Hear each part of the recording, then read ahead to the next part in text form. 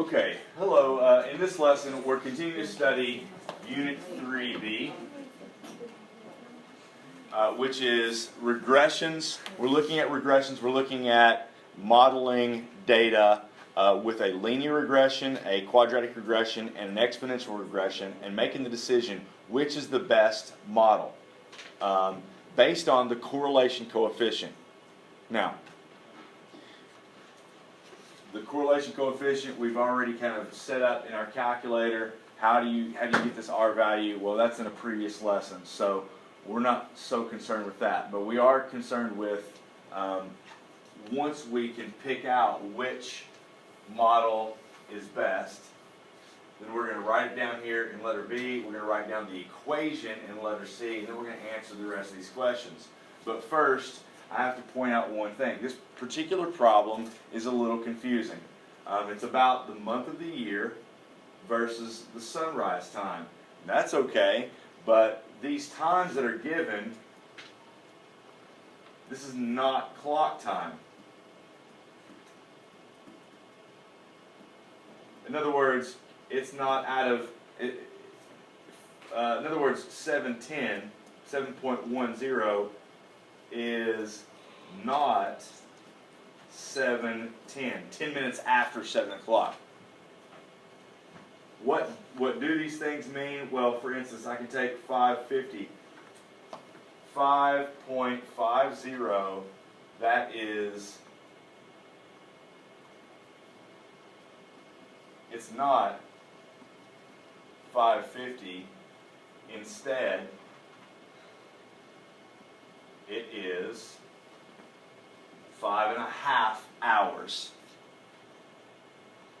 which is 5:45. Shoot, 5:30. What am I saying? 5:30.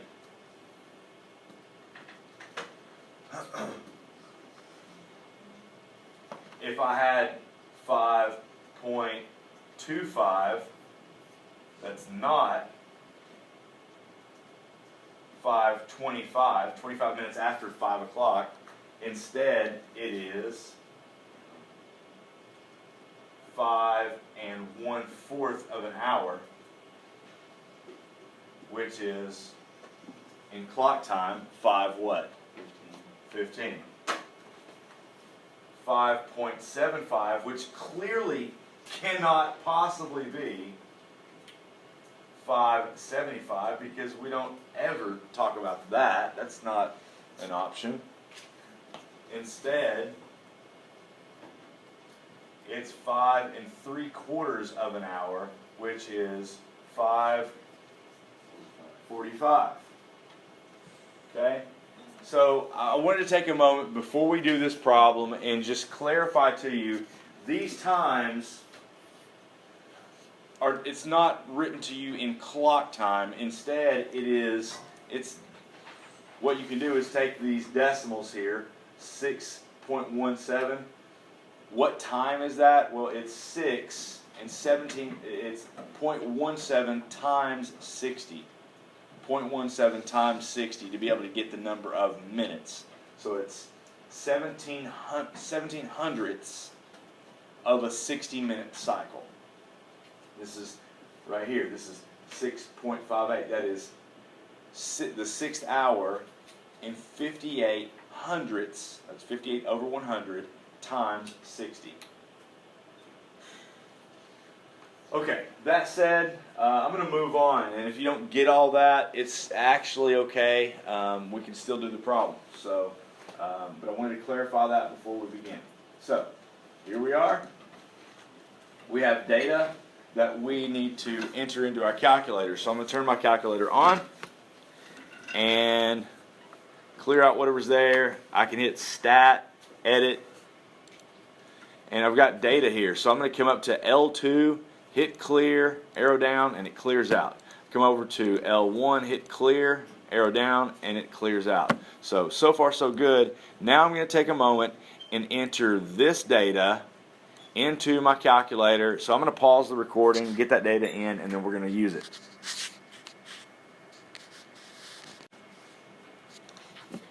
Okay, so I've entered in my data and I'm ready to use it. Now this is going to go really quickly now that I've entered the data. Okay, so I'm going to try out these models, and I want to use an analogy with you. Once I don't think that I've done this quite yet, but imagine if I was looking at a catalog and I found a shirt that I maybe wanted to buy. They have maybe 3 different models trying on that shirt.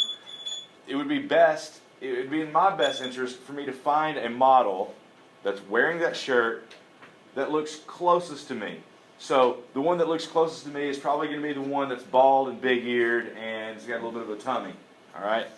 So I'm gonna pick that guy and I'll look at that shirt and see what it looks like on him, and I'm gonna use that model to be able to be a predictor of what that shirt's gonna look like on me. Are you guys with me on that?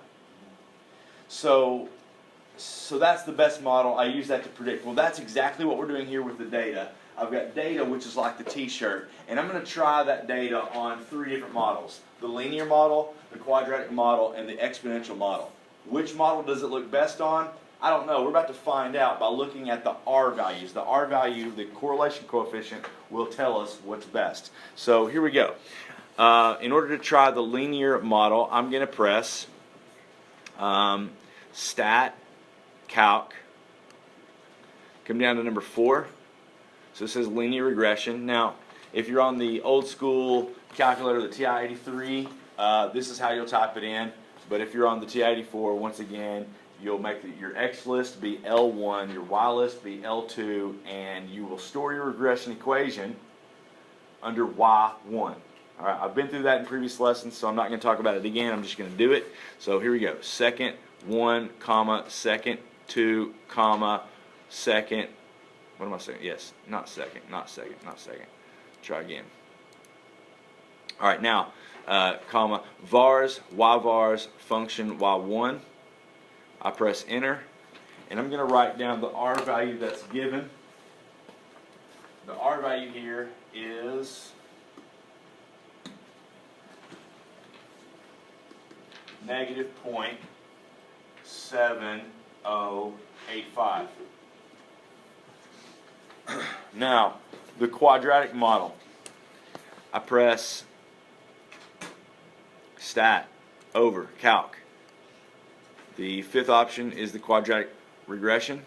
So I hit second 1 to get list 1, comma, list 2, comma, vars, y vars, function y1. Hit enter. Okay, it doesn't give me an R value, it gives me an R squared value, which we are creating our own type of math here by doing it this way, but it's what we're going to do. 94789 is what I'm going to write down. That's 6 decimal places. It's not R, it's R squared, and we're going to cheat and just take the square root of this, and it's still not the same as this other R, but it's what we're going to use to help us determine what's the best model. Okay? Alright, so how do I do this? I'm going to hit second square root button, 0.94789 5. Hit enter, get the square root, and so the R value is 0.97359. We actually round up to be 6 right here. Okay, the exponential model, let's go with it. Stat, Calc. If I arrow down after number 9, there's the 10th option. It's actually the 0 option. It's exponential model. So I'll hit second 1, comma, second 2, vars, second quit, comma, vars, y vars, function y1. Hit enter. And we have the exponential R value of being -0.6877. Okay, so I look at these three values. The R value for linear, quadratic, and exponential, and I see that the strongest, the one that's closest to 1, is the quadratic model. So that's my answer here for letter B. If you look in a previous lesson, you can see the directions here. It wants us to find the R values, then it wants us to actually state which is the best model. So we say it's quadratic. And then in letter C, we're going to write down that equation. Now, I don't have the equation here. I've got the exponential model, so I'm going to go back and do the quadratic model. So I'll do it again. Stat. Calc. Number 5 is the quadratic model. Second, 1, comma, second, 2, comma, vars, y vars, function y1. Enter. And the equation is given like this. It's y equals ax squared plus bx plus c. And it tells me my a, b, and c, so I'm going to write that in. Y equals 0.07 x squared plus, no, not plus, it's going to be, because it's a negative number, I'm just going to go ahead and write minus.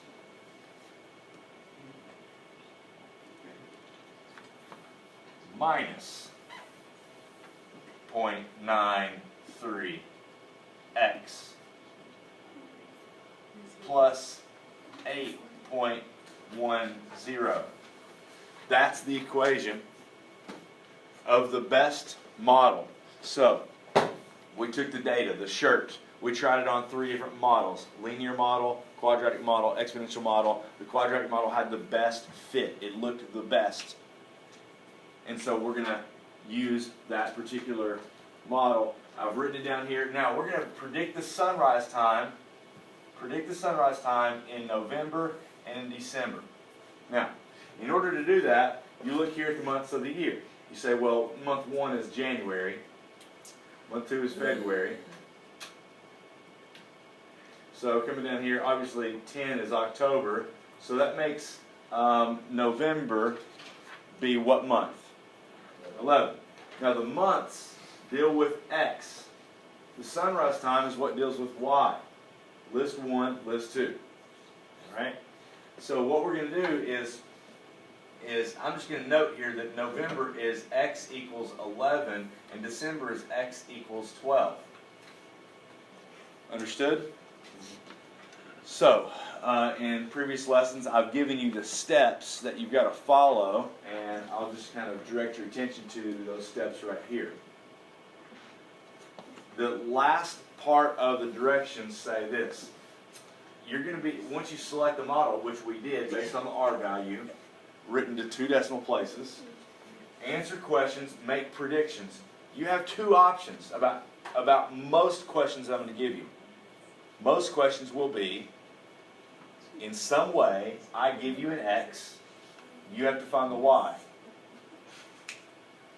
Or other questions, I give you Y and you have to find the X. So, we're going to, in this case, what do I give you? I give you November. Is that an X or is it a Y? It's an X. So we're using these directions right here on this particular problem. So I'll press vars, y vars, function y1, and in parentheses right here, I have to put the parentheses, I'll enter the X value. So this is what it looks like.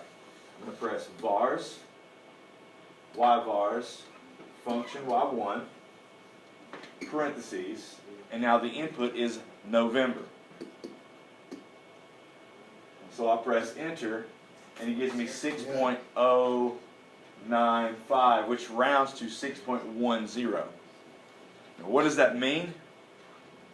Well, it's a little bit after 6 is when the sunrise is. It's not 6:10, right? It's not 10 minutes after 6, but it's a little bit after 6, whatever that means.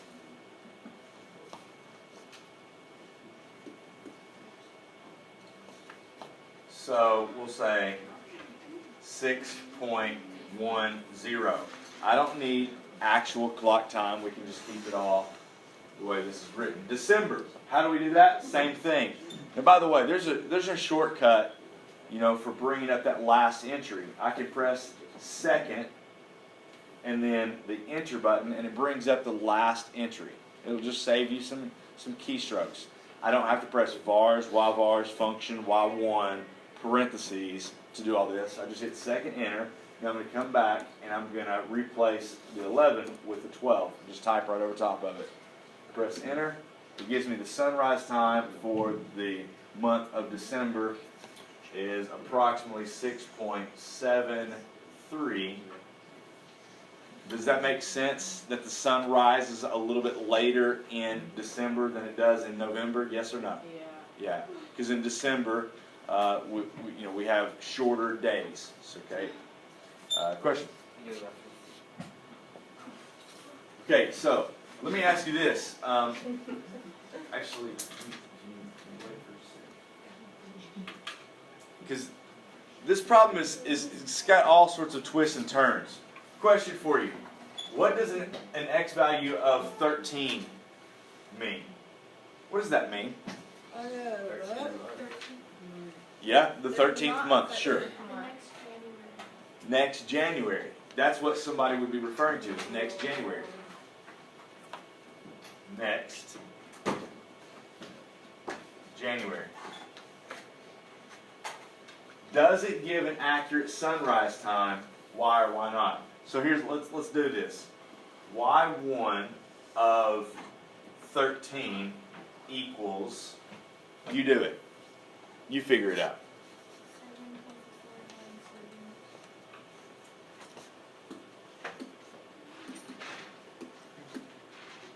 7.497. That's 7.50. 7.50. Now, is that an accurate sunrise time? Is it?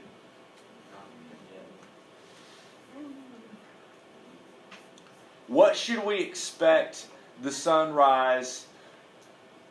What time should we expect the sunrise in decimal time, that is? We should expect 7.10, 7.10, not 7.5, right? Just while we're at it, let's check what would the 15th month be? Well, 13 is January, 14, 15, so that would be March, right?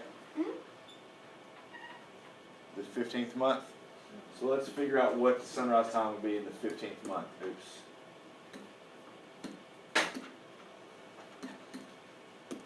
Oh, whoa. Should it be almost? Should it be after 9 o'clock? No, it shouldn't. Should it? So what's the problem here? Anybody got a guess before I tell you? You're putting in, like, I don't know how to explain it, but like you're putting in bigger numbers than what they actually should be. Like they should start over at 1. Okay, so if we want to be able to make predictions about the future, in our particular situation, one way of dealing with that would be to say, well, 13 is equivalent to the first month, so we'll make 13 be 1. We'll make 14 be 2. We'll make 15 be 3, right? Mm-hmm. Let me show you what's actually going on graphically. If everybody can take a look at this for a moment. We haven't really looked at the graphs so far of what we're doing, but let's do it for a moment. If I press graph, if you do it, you'll probably get something like mine, like there's nothing there. Okay? The way to make the graph show up is this. I'm going to press zoom, and then if I come down to number 9, it says zoom stat. Zoom stat. Okay? I can press enter. And so this is January, February, March, April, May, June. Does it make sense that the sun rises really early in June? Yeah. Like at a lesser value than it does, say, in January? Yeah, because the sun rises early in June, late in December, January. Okay, July, August, September, October. Now these are just, it's not perfect, but this is what was recorded by someone. Okay, so month 11 is probably up here, month 12 is probably up here. I think we figured that out, right? 6.10 and 6.73, those are all accurate. If we zoom out, number 3,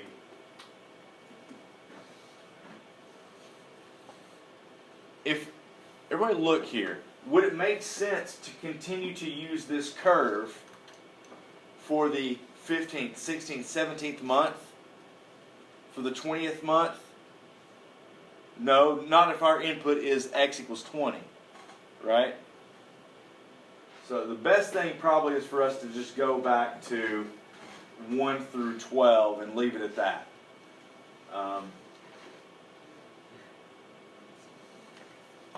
Just for the sake of discussion real quick, sunrise time will do this throughout the year. And then the next year, and the next year, and so forth. Yes or no? So, what should we really model the sunrise time with? A sine curve. Y equals the sine of x. Okay, that's really what we should be using, but that's for the future. That's not really for us to really get into at kind of an algebra 2 level right now. So instead, we're just going to take, notice this, we're just going to take what's given, and we're going to model this with a parabola, just this little section right here. Because that makes sense. I mean, it works there. But if we want to keep repeating this into the 15th, 16th, 17th, 18th month, 20th month, maybe we're not using the best model either. Okay? Maybe it would be better served by a sinusoidal model. Okay. Rolling on. Would a linear, quadratic, or exponential model make more sense to the context of the problem? Now, this is where we start talking about the context. Does it make more sense for us to use a linear model to do this? No. Quadratic? Yes, we did, based on the what do we mean by context? You know, when you're reading a story and you say, well, I don't understand this word, and your mom says, well, read the context, right? What are the words around it? What is the paragraph saying? What is the sentence saying? Well, based on the context here, it's the situation. It's the real world situation. Based on the real world situation, does it make sense to use a linear, quadratic, or exponential model? And I would say quadratic, that not linear, not exponential. But we just answered a moment ago, the absolute best model to use would actually be what? Sine. That would be the best.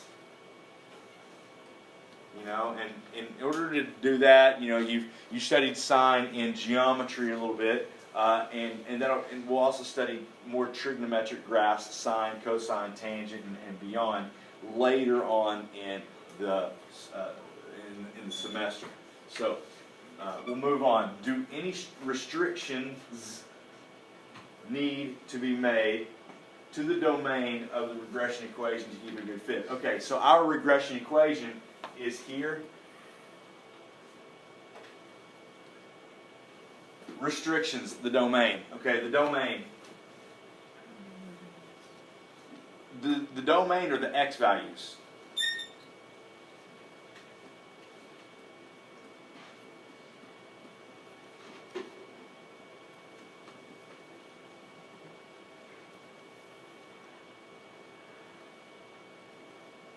We'll say from 1